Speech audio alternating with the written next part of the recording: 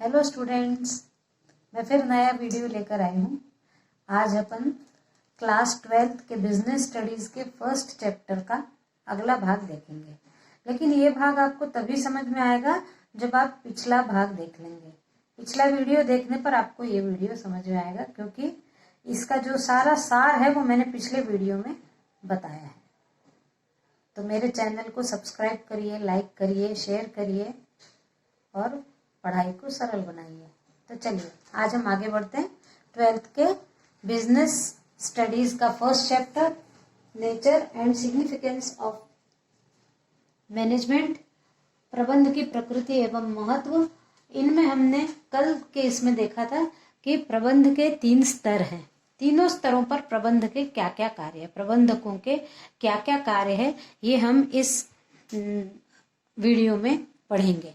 कि 3 स्तर हैं हमने देखे थे, उच्च स्तरीय प्रबंधक, उच्च स्तरीय प्रबंध, मध्य स्तरीय प्रबंध और निम्न स्तरीय प्रबंध। ये आपको पिछले वीडियो में इसके डिटेल्स मिल जाएंगे। अब हम यहाँ देखते हैं कि वो जो तीनों स्तर पर जो प्रबंध थे, उन प्रबंध में जो प्रबंधक कार्य करते हैं उनके क्या क्या कार्य हैं, तीनों स्तरों के प्रबंधकों के क्या क्या कार्य हैं।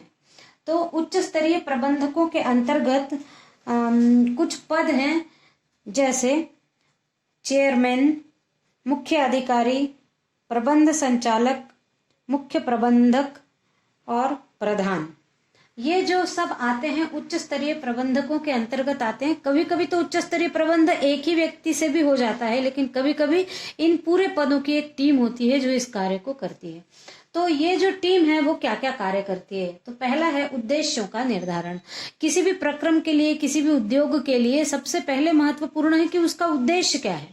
यानी यदि कोई फैक्ट्री निकाली गई है या कोई उद्योग शुरू किया है तो उसका उद्देश्य क्या है, तो उद्देश्य का निर्धारण आवश्यक है।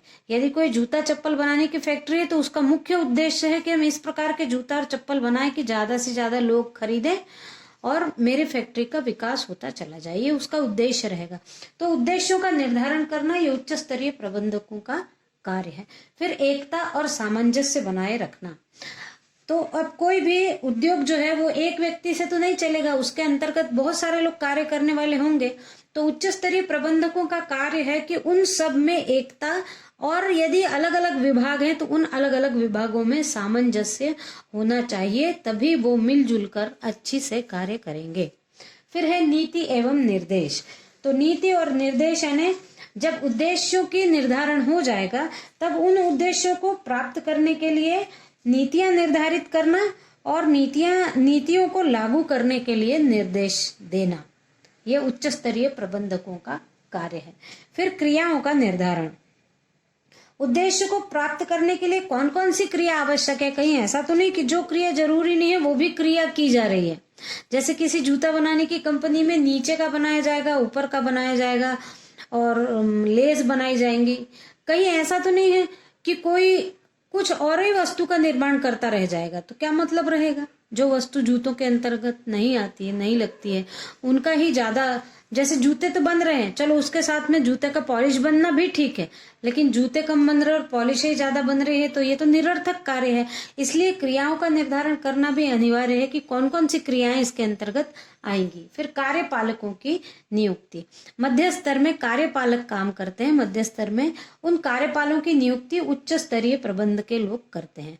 फिर संसाधनों की व्यवस्था, यानी किसी भी एक उपक्रम या उद्योग को चलने के लिए किन किन चीजों की आवश्यकता है, उन सारे, चाहे वो प्राकृतिक संसाधन हो, चाहे वो मानव निर्मित संसाधन हो, जिन जिन संसाधनों की आवश्यकता है उन सारे संसाधनों की व्यवस्था करना उच्च स्तरीय प्रबंधकों का कार्य है।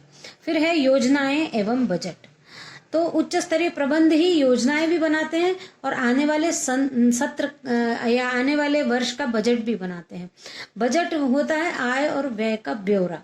तो आय और व्यय का ब्यौरा बनाना उच्च स्तरीय प्रबंधकों का कार्य है कि हमारे पास कितना रुपया है, कितना खर्च किया जा सकता है, कहाँ कहाँ खर्च किया जा सकता है और कहाँ कहाँ से हमको पैसा मिल सकता है। ये सारी योजनाएं बनाना उच्च स्तरीय प्रबंधकों के कार्य है। फिर है 8वां बाहरी वातावरण से संबंध। अब देखिए, किसी भी उपक्रम में कुछ लोग अंदर काम करते हैं तो कुछ लोग बाहर भी काम करते हैं, क्योंकि बाहर का काम क्या है कि बनी हुई वस्तुओं को बेचने के लिए यदि जाना है तो मार्केटिंग की भी आवश्यकता है। बाहर जाकर मार्केटिंग करना, उनको मार्केट में जाकर लोगों से और दुकानदारों से संपर्क करके बाहरी वातावरण से भी सामंजस्य बनाना आवश्यक है। तो ये उच्च स्तरीय प्रबंधकों का कार्य है कि ये जो बाहर वातावरण है, किस चीज की मांग ज्यादा है, पूरे बाजार का एनालिसिस करना और उस हिसाब से कार्य करना, ये उच्च स्तरीय प्रबंधकों के कार्य है।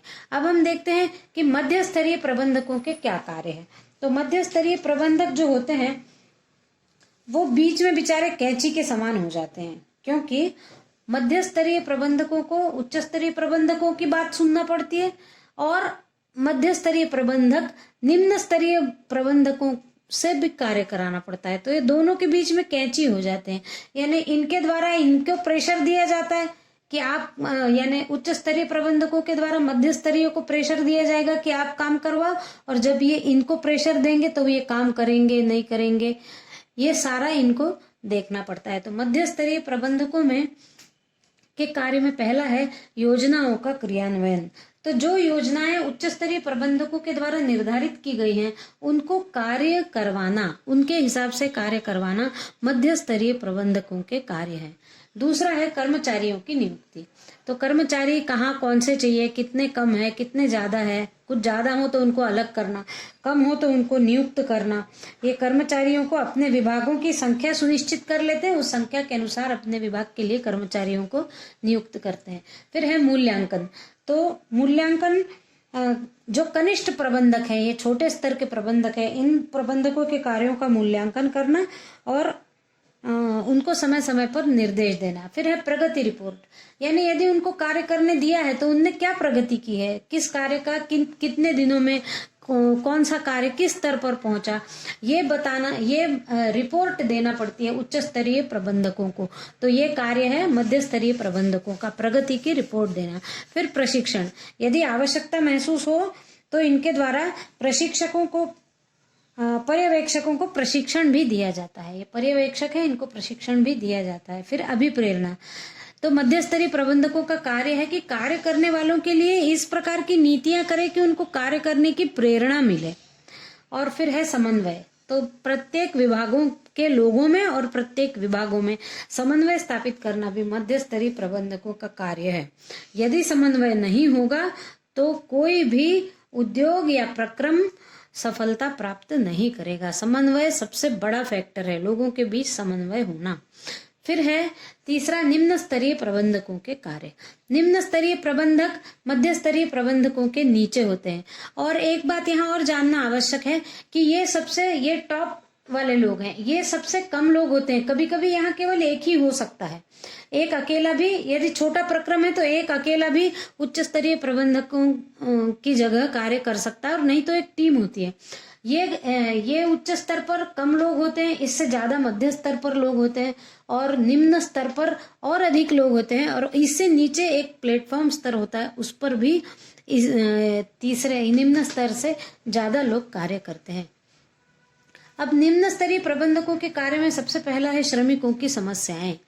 तो ये डायरेक्ट श्रमिकों से मिले रहते हैं, श्रमिकों के ऊपर की श्रेणी के ये लोग हैं जो श्रमिकों से कार्य करवाते हैं, तो ये उनसे डायरेक्ट मिलते हैं, इसलिए उनके पास जाकर उनकी समस्याएं लेना, उनका समाधान करना, ये निम्न स्तरीय प्रबंधकों का कार्य है। फिर प्रशिक्षण, यदि ऐसा लग रहा है कि श्रमिकों को प्रशिक्षण की आवश्यकता है तो प्रशिक्षण की व्यवस्था करना भी निम्न स्तरीय प्रबंधकों का कार्य है। उसके बाद है सुविधाएं, वो जो मजदूर या श्रमिक कार्य कर रहे हैं उनको कौन सी सुविधाएं हैं, कौन सी सुविधाएं नहीं है, कौन सी सुविधाएं दी जानी चाहिए, ये सारी व्यवस्था देखना निम्न स्तरीय प्रबंधकों का कार्य है। फिर है सुरक्षा व्यवस्था, जो श्रमिकों की सुरक्षा व्यवस्था का ध्यान रखना भी निम्न स्तरीय प्रबंधकों के कार्य के अंतर्गत आता है। फिर पर्यवेक्षण और नियंत्रण, यदि कोई भी कार्य कर रहे हैं तो उनके ऊपर देख रेख यानी पर्यवेक्षण, उनका देख रेख करना और उन लोगों पर नियंत्रण रखना कि वो कार्य कर रहे हैं नहीं रहे हैं, देख कर व्यवस्थित उन पर नियंत्रण रखना। फिर कार्य विभाजन, यानी कुशलता और क्षमता को देखते हुए मजदूरों में या श्रमिकों में कार्य का विभाजन करना निम्न स्तरीय प्रबंधकों के कार्य के अंतर्गत आता है। और फिर है सुझाव, सुझाव यानी ये श्रमिकों से डायरेक्ट मिलते रहते हैं, इसलिए श्रमिकों के माध्यम से मिले हुए सुझावों को ऊपर तक पहुंचाना और उसमें अपने सुझाव और अपने विचार करके नए सुझाव अपने ऊपर के स्तर तक पहुंचाना, ताकि वो सुझाव मध्य स्तर में आने के बाद उच्च स्तर में आए और उच्च स्तर के प्रबंधकों द्वारा उन सुझावों को ध्यान में रखते हुए नीतियों का निर्धारण किया जाए। तो इस वीडियो में बस इतना ही, मिलते हैं अगले वीडियो में। Thank you.